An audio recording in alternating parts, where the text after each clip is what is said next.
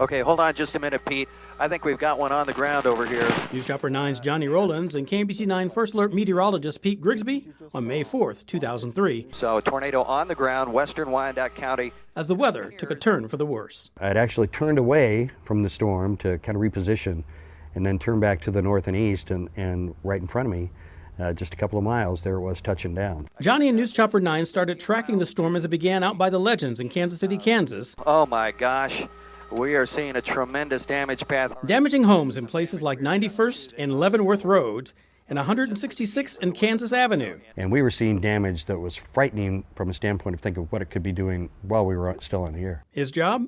Telling people where the storm is and where it's going. We got into some pretty bad turbulence there. Oh, and fly the chopper, keeping it away from the very storm he's trying to safely follow. It's a real chess game, because we're kind of flirting with a part of the thunderstorm that can go either way. We're in that area where everything's going into the storm. After damaging neighborhoods in western Wyandotte County, the storm moved across the river into the Northland, spawning tornadoes in parts of Platte County, Gladstone, and Kansas City North, leaving wide sections of neighborhoods like the Carriage Hills Estates area in ruins. Nothing compares.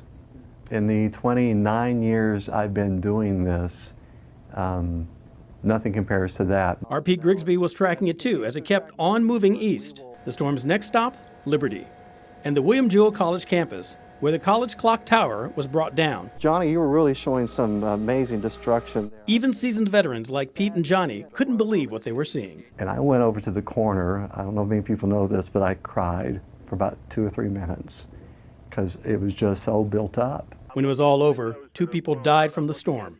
30 people were injured.